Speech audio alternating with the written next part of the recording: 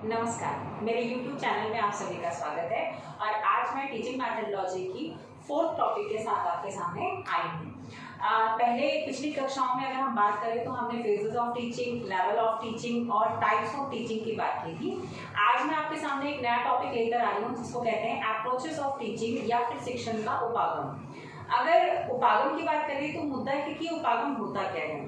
ये एक प्रकार का तकनीक, तरीका या वे होता है जो आप कक्षा में पढ़ाने के दौरान चुनाव करते हैं कि मैं किस तरीके से पढ़ाऊं, मेरी स्ट्रैटेजी क्या होगी, मेरी प्लानिंग क्या होगी, जिसका चुनाव एक हर शिक्षक को करना जरूरी होता है। तो आज मैं आपको बताऊंगी कि उपागम होते क्या हैं और इनमें कौन कौन से टाइपों की बात की जाती है और उन टाइपों के क्या मेरिट है, डिमेरिट है, पॉजिटिव फैक्टर क्या है और उसके नेगेटिव फैक्टर्स क्या है। सबसे पहले मैं आपको बता दूं कि अप्रोचेस ऑफ टीचिंग का मतलब होता है कि शिक्षण के दौरान एक शिक्षिका के द्वारा या शिक्षक के द्वारा चुनाव की जाने वाली तकनीक, तरीका या वे जिसको ध्यान में रखते हुए अपना पूरा लेसन प्लान वो तैयार करता है कि मुझे कक्षा में कौन से तरीके से शिक्षण करना है। उस टेक्निक को जब वो चूज करता है उसको हम उपागम के नाम से जानते हैं। इस उपागम को हम लोग मुख्य 2 भागों में विभाजित करते हैं, जैसा कि मैंने आपके लिए पहले से ही नोट डाउन कर रखा है। सबसे पहला वाला है जिसे हम लोग टीचर सेंटर्ड या बुक सेंटर्ड के नाम से जानते हैं या फिर हम लोग इसको शिक्षक केंद्रित उपागम के नाम से भी हिंदी में जानते हैं। दूसरा है जिसको हम लर्नर सेंटर्ड या फिर चाइल्ड सेंटर के नाम से जानते हैं। आप लोग बहुत अच्छे से जानते हैं कि NCF 2005 के द्वारा हमारे देश में चाइल्ड सेंटर्ड अप्रोच का पालन किया जाता है और चाइल्ड सेंटर्ड अप्रोच जो है वो एक कंस्ट्रक्टिव अप्रोच पर बेस्ड है, क्योंकि NCF भी पूरा हमारा क्या है, संरचनात्मक उपागम पर आधारित है। इसका मतलब हमारे देश में अभी टीचर सेंटर्ड अप्रोच नहीं चल रहा है, फिर भी एग्जाम में कुछ क्वेश्चन से रिलेटेड पूछे जाते हैं तो हमें तो पढ़ना है पूरा टॉपिक ताकि हमें पता चल सके कि कौन सा सकारात्मक है, पॉजिटिव अप्रोच है या फिर कौन सा नेगेटिव अप्रोच है। तो हमने यहाँ पे अप्रोचेस को 2 पार्ट्स में डिवाइड किया है। वैसे तो आप लोग कहीं बुक्स में जाओगे तो बहुत सारे अप्रोचेस मिलते हैं, बट बेसिकली हम लोग 2 अप्रोच को ही फॉलो करते हैं, एक टीचर सेंटर्ड और एक चाइल्ड सेंटर्ड। टीचर सेंटर्ड जो अप्रोच होती है उसके अंतर्गत हम 3 अप्रोचेस को डिवाइड करते हैं। मैं यहाँ पर आपको एक चार्ट भी बना रखी हूँ कि टीचर सेंटर्ड के अंदर 3 अप्रोच को रखा है मैंने, और जो चाइल्ड सेंटर्ड की बात करूँ तो चाइल्ड सेंटर्ड के अंदर 3 अप्रोच की बात करती हूँ। सबसे पहला जो सेंटर्ड है वो ऑटोक्रेटिक सेंटर्ड है या फिर लेजर-फेयर अप्रोच या स्टैटिक अप्रोच के नाम से जानते हैं। मैंने हिंदी में भी लिखा हुआ है, बट पहले मैं इनको थोड़ा सा क्लियर कर देती हूँ ये है क्या, फिर मैं एक एक करके आपको एक्सप्लेन करूंगी कि इनका क्या एजुकेशन में क्या फायदा है और एक टीचर इसका कैसे यूज करती है। देखो, जब टीचर सेंटर्ड की बात करते हैं तो टीचर सेंटर्ड में कुछ नेगेटिव पॉइंट भी आते हैं तो कुछ पॉजिटिव पॉइंट भी आते हैं। टीचर सेंटर्ड जो है वहां पे शिक्षक स्वयं केंद्रित उपागम का प्रयोग करता है और वह अपने आप को केंद्र निर्धारित कर अपने शिक्षण, अपने टीचिंग वे को प्रोसेसिंग करता है। इट मींस जब वो क्लास में टीचिंग कर रहा है तो उसका मेन ऑब्जेक्टिव ये होता है कि मैं जो बुक्स में दिया हुआ है उसको कंप्लीट कराऊं, जो सिलेबस मुझे दिया गया है उसको कंप्लीट कराऊं, जो मुझे इवैल्यूएशन लेना है मैं उसे लूं। इसका मतलब पूरी तरीके से वो एक ऑर्गेनाइजेशन, एक सिलेबस, एक कंटेंट को फॉलो करता है, वो अकॉर्डिंग टू चाइल्ड टीचिंग नहीं करता, वो इंडिविजुअल डिफरेंसेस बेस पे भी टीचिंग नहीं करता, वो स्टूडेंट का पार्टिसिपेशन को भी ध्यान नहीं देता, वो बच्चे एक्टिव है या पैसिव है उसका कोई ध्यान नहीं देता। इट मींस टीचर सेंटर्ड की सबसे बड़ी नेगेटिव पॉइंट ये है कि टीचर बच्चों को केंद्र ना मानकर किसको केंद्र मानता है, अपने आप को मानता है। इसीलिए जो सबसे पहला टीचर सेंटर्ड का जो अप्रोच आता है वो कौन सा आता है, ऑटोक्रेटिक। अब जबकि मैं बात करूं चाइल्ड सेंटर्ड या लर्नर सेंटर्ड की बात करूं तो यहाँ पे सबसे पहला आता है डेमोक्रेटिक। अब दोनों में डिफरेंस क्या है, अगर एग्जाम में पूछा हुआ है कि ऑटोक्रेटिक और डेमोक्रेटिक अप्रोच क्या होती है, पहले मैं एक एक करके दोनों को समझाऊंगी, फिर एक एक करके डिवाइड भी करते हुए आपको एक्सप्लेन करूंगी, कंपैरिजन भी करवाऊंगी क्योंकि एग्जाम में कंपैरिजन बेस पे भी क्वेश्चन आए हुए हैं। जो भी टॉपिक मैं पढ़ा रही हूँ वो टीचिंग मेथडोलॉजी से बिलोंग करते हैं, बट ये एक बेस है, क्योंकि कुछ बच्चों ने मुझे स्पेशली कॉल करके और मैसेज करके ये कहा कि मैम आप बेस से पढ़ाइएगा, बाकी क्लासेस की तरह आप ऐसे मत पढ़ाइएगा कि direct topic to topic growth and development या फिर आप प्याजे की थ्योरी या वाइगॉत्स्की की थ्योरी पढ़ाएं। तो मैं बिल्कुल बच्चे जैसा चाह रहे हैं मैं वैसा ही पढ़ा रही हूँ, क्योंकि मैं आप लोग के कमेंट को बिल्कुल फॉलो कर रही हूँ। आप जो पर्सनली कॉल करते हो, मैसेजेस करते हो, उसके अकॉर्डिंग मैंने आप लोगों के लिए बेस तैयार किया है, जिसके अंतर्गत मैं पूरा बेस से शुरू कर रही हूँ, जहाँ पे मैं टीचिंग की बात कर रही हूँ, फिर स्टूडेंट की बात करूंगी, फिर उनकी लर्निंग की बात करूंगी, फिर थ्योरी शुरू करूंगी। ठीक है, आप थोड़ा सा समझोगे। तो टीचर सेंटर्ड क्या होता है? तो टीचर सेंटर्ड क्लियर है कि जो टीचर अपने आप को केंद्र मानकर पूरी शिक्षण प्रणाली किसके अकॉर्डिंग चलाती है, वो अपने अकॉर्डिंग चलाती है। ये एक नेगेटिव अप्रोच है जिसको एनसीएफ 2005 ने चेंज कर किसमें कन्वर्ट कर दिया? चाइल्ड सेंटर्ड में, या फिर कह सकते हैं इसको लर्नर सेंटर में भी चेंज कर दिया। बाल केंद्रित उपागम एक बहुत अच्छा उपागम है जिसको यशपाल कमेटी के द्वारा प्रतिपादित किया गया, मतलब कहना चाहिए एक्सेप्ट किया गया था, और एनसीएफ 2005 में इसको बहुत मान्यता देकर इसके आधार पर पूरी शिक्षण प्रणाली को तैयार किया गया। अब देखेंगे चाइल्ड सेंटर्ड क्या होता है। ये जस्ट अपोजिट ऑफ किसका होता है? टीचर सेंटर्ड का। ये कहता है कि टीचर केंद्रित नहीं होना चाहिए, शिक्षक केंद्रित ना होकर बाल केंद्रित होना चाहिए। यहाँ टीचर तो पार्टिसिपेट करे ही, पर टीचर के साथ साथ बच्चों की भी भागीदारी बराबर होनी चाहिए। बच्चे यहाँ पे एक्टिव होने चाहिए, पार्टिसिपेटिव होने चाहिए, इंटीग्रेटेड होना चाहिए, मतलब घुल मिल के शिक्षण ग्रहण करने की स्थिति होनी चाहिए। इंडिविजुअल डिफरेंसेस पे बेस्ड होना चाहिए, व्यक्तिगत विभिन्नता के आधार पर शिक्षण करनी चाहिए। इसके साथ साथ इसमें इंटीग्रेटेड, इट मीन्स आपको पता होगा हमारे देश में इंक्लूसिव एजुकेशन और इंटीग्रेटेड एजुकेशन दो टाइप की एजुकेशन है। वैसे तो और भी है हमारे पास, जनरल स्पेशल भी हैं, बट जब इंटीग्रेटेड और हम लोग इंक्लूसिव की बात करते हैं तो इंटीग्रेटेड में भी जनरल स्पेशल दोनों होते हैं और इंक्लूसिव में भी जनरल स्पेशल दोनों होते हैं।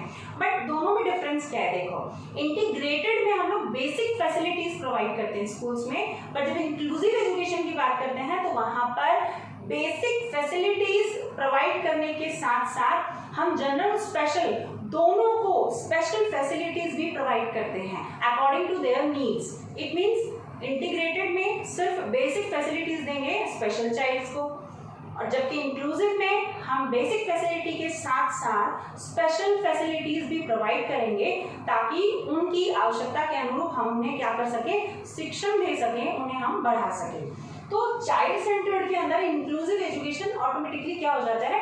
ऐड हो जाता है, क्योंकि जहां पर चाइल्ड सेंटर्ड है वो अपने आप इंक्लूसिव है। दूसरी चीज देखोगे यहाँ पे, अब मैं एक एक करके क्लियर कर रही हूँ ताकि और अच्छे से क्लियर हो जाए आपको।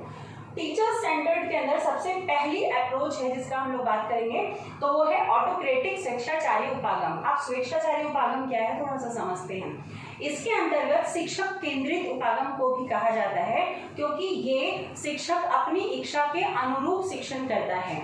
यहाँ पर बच्चे को केंद्र ना मानकर शिक्षक को केंद्र माना जाता है। शिक्षक अपनी इच्छा के अनुसार टॉपिक चुनाव करता है, शिक्षण पद्धति चुनाव करता है, कक्षा का स्वरूप चुनाव करता है, इवैल्यूएशन सिस्टम उसके अकॉर्डिंग होता है, बच्चों को एग्जाम्पल्स हो गया, प्रैक्टिस हो गया, टीचिंग एड हो गया, या व्हाटएवर क्लास के प्रोसेस में जो भी वो यूज कर रहा है वो अकॉर्डिंग टू टीचर होता है, ना कि स्टूडेंट। इसका मतलब autocratic just opposite of democratic. इसका मतलब जहाँ पे बच्चे को स्वतंत्रता नहीं दी जाती किसी भी प्रकार की समस्याओं के हल पूछने की, अर्थात बच्चा वहाँ पर क्या होता है कि वो टीचर से थोड़ा सा डोमिनेट रहता है और वो अंडर इंस्ट्रक्शन काम करता है टीचर के, और टीचर्स की गाइडेंस को फॉलो करते हुए अपनी स्टडी को कंप्लीट करता है। इट मीन्स वहाँ पर स्टूडेंट जो है वो अपना इंटरप्ट नहीं कर पाता, वो अपना पार्टिसिपेशन उतना नहीं कर पाता, वो सिर्फ इंस्ट्रक्शंस को फॉलो करते हुए काम करता है। जबकि सेकेंड अप्रोच जो है वो लेजर-फेयर अप्रोच है। लेजर-फेयर अप्रोच का मतलब होता है अहस्तक्षेपीय उपागम। इसका मतलब जहाँ पर उपागम जहां किसी का कोई हस्तक्षेप ना हो। इसका मतलब ये स्टूडेंट्स की बात नहीं कर रहा है, ये टीचर की बात कर रहा है। तो ये टीचर जब पढ़ा रही है तो यहाँ पर किसी का भी इंटरफेयर नहीं होगा, टीचर अपनी मर्जी से चलाएगा। ये पूरी तरीके से एक नेगेटिव अप्रोच है। ये किसी भी हिसाब से टीचर को स्वतंत्रता देता है कि आप अपने स्वेच्छा अनुरूप पढ़ाएंगी, परंतु जरूरी नहीं है कि उस उपागम का प्रयोग सभी शिक्षक अच्छे से करें। इसका मतलब कुल मिलाकर लेजर-फेयर अप्रोच जो है वो एक पॉजिटिव अप्रोच के रूप में नहीं माना जाता, क्योंकि शिक्षक इसमें अपने आप को मेन मान लेता है और पूरी क्लास को डोमिनेट करता है, अपने अकॉर्डिंग चलाता है, क्योंकि उसे पता है कि उसे कोई भी इंटरप्ट नहीं करेगा, कोई भी उसे रोकेगा नहीं, तो वो स्वतंत्र हो जाता है, जिसका वो एक नकारात्मक फायदा उठाता है, एक नेगेटिव अप्रोच के रूप में उसको यूज करता है। एंड देन लास्ट वन है जो हम टीचर सेंटर्ड की बात करेंगे, स्टैटिक, स्थिर, नाम से ही पता चल रहा है ये क्या है, एक नेगेटिव अप्रोच है। इसका मतलब यहाँ पे जब हम बच्चे को पढ़ाएंगे तो पढ़ाने के दौरान जो है बच्चा क्या परफॉर्म कर रहा है या क्या परफॉर्म नहीं कर रहा है, या फिर क्लास की प्रक्रिया कैसी रहेगी, स्मूथ रहेगी। स्टार्टिंग में जो बच्चों का ग्राफ था, मान लो जब बच्चे मेरी क्लास में एंटर किए थे तो उनका ग्राफ यहाँ था, तो वो ग्राफ कैसा रहेगा, ऐसा। इसका मतलब स्थिर है, वो ग्राफ ऐसे नहीं बढ़ रहा है। इसका मतलब जो बच्चों की प्रोग्रेस है, जो उनकी क्षमता का विकास हो रहा है, या जो उनका ओवरऑल डेवलपमेंट है, अगर उसको एक हम लोग डायग्राम के जरिए चेक करें तो वो डायग्राम में हम बच्चों में इम्प्रूवमेंट ना देखकर क्या देख रहे हैं, एक स्थिरता देख रहे हैं कि जब कक्षा में आया था तब भी वो वैसा ही था और अब कक्षा की मूल्यांकन समाप्ति हो गई है तो भी बच्चे का परफॉर्मेंस वैसे का वैसा ही, निष्पादन कार्य सेम है। इसका मतलब स्टैटिक शिक्षक का इसमें जो भागीदारी है वो कम हो जाती है और शिक्षक कम से कम ध्यान देता है अपने बच्चों की शिक्षण प्रक्रिया में। केवल वो अधिकारियों का ये केवल एक अनुशासन का पालन करते हुए शिक्षण प्रक्रिया संभव करता है, बट उसमें ये चेक नहीं करता कि बच्चे ने कितना इम्प्रूवमेंट किया है या नहीं किया है। तो यहाँ पर हमने बात की टीचर सेंटर्ड की, जिसमें हमने 3 अप्रोच की बात की, जो कि ऑलमोस्ट नेगेटिव अप्रोच है, जिसका प्रयोग आजकल हमें देखने को कम मिलता है। पर जब हम चाइल्ड सेंटर्ड की बात करते हैं तो एनसीएफ इसी को फॉलो करता है, तो तीनों को समझते हैं चाइल्ड सेंटर्ड अप्रोच क्या है। ज्यादातर क्वेश्चन इन्हीं में से आते हैं, तो थोड़ा ध्यान देंगे।